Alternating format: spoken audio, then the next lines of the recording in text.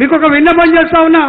నేను తెలంగాణ కోసం కొట్లాడినా, దళితుల తొలి ముఖ్యమంత్రి అని చెప్పినావు కదా కేసీఆర్, ఇంకా ఎన్ని సంవత్సరాలకి మళ్ళీ ఓట్లేయాలి, ఎన్ని సంవత్సరాలు నీకు ముఖ్యమంత్రి కుర్చీలో కూర్చోబెట్టాలి, ఎన్ని లక్షల కోట్ల రూపాయలు సంపాదించుకోవాలి, నీవు నీ కుటుంబం బాగుపడడం కోసమేనా అని చెప్పి అడగవలసిన అక్కర లేదా అని చెప్పి అడుగుతా ఉన్నా.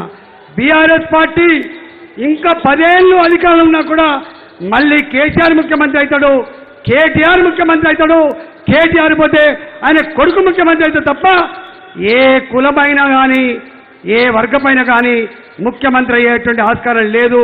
ఇవాళ 1% కూడా లేనటువంటి కేసీఆర్ కుటుంబం వాళ్ళ బంధుమిత్రులు ఇవాళ 5 మంది మంత్రులు నిలబెడతా ఉంటే 52% ఉంటుంది బీసీల కోసం 3 మంత్రి పదవులు కూడా ఇవ్వకుండా ఎస్సీలని బీసీ వర్గాలని అవమానపరచడమే కాకుండా అధికారాన్ని కూడా దూరం పెట్టి ఇవాళ అవమానపరుస్తున్నటువంటి కేసీఆర్కి బుద్ధి చెప్పాలంటే ఏకైక మార్గం భారతీయ జనతా పార్టీ పువ్వు గుర్తుని గెలిపించండి.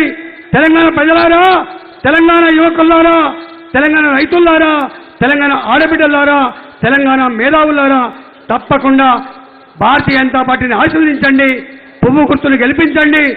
రేపటి బంగారు తెలంగాణకు బాటలు వేసే బాధ్యత భారతీయ జనతా పార్టీది మాత్రమే. డబుల్ బెడ్రూములు రావాలన్నా, పెన్షన్లు మళ్ళీ కొనసాగాలన్నా, ఇన్సూరెన్స్ స్కీములు రావాలన్నా, చనిపోయిన కుటుంబానికి 5 లక్షల రూపాయలు రావాలన్నా ఆ సత్తా, ఆ శక్తి, ఆ నేర్పు, ఆ ఓర్పు బీజేపీ మాత్రమే ఉంది. కాబట్టి భారతీయ జనతా పార్టీని గొప్ప మెజార్టీతో గెలిపించామని చెప్పి కోరుతూ సెలవు తీసుకున్నా. జై తెలంగాణ, జై తెలంగాణ, భారత్ మాతాకి, భారత్ మాతాకి, నరేంద్ర మోడీ గారి నాయకత్వం.